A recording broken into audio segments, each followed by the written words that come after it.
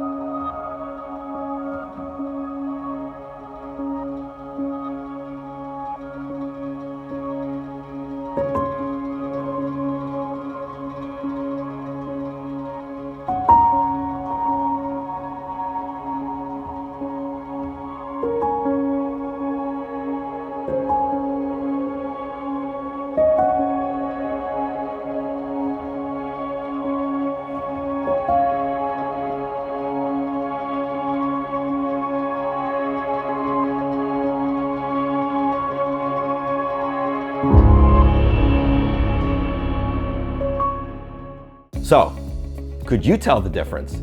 No. Yes. Man. So the cameras that were used was a Sony Alpha One, which shoots in 8K 30, and the Super 8 camera was the Chinon, which was the same camera I used to shoot home movies as a kid.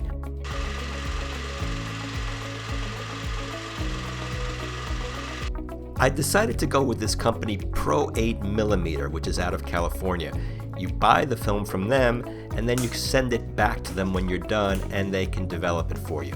Now, since I had the camera as a kid, I sort of remembered how to load it into the camera, although I did struggle a bit at first. Of course, it wasn't the exact same camera. I had to rebuy it on eBay, in which case I really had no idea if it was going to work or not. In Super 8 format, you don't get immediate gratification in looking at the footage back, so you're shooting literally like not knowing whether it's going to come out or not, especially because I hadn't used the camera before. Looking through this optical viewfinder, there's this like crosshatch pattern where you have to focus the image and you're not really sure if it's focused or not. And then there is the meter, which tells you how much footage you have left on the film, and it goes by really quickly. The 3 or 3.5 minutes is like that.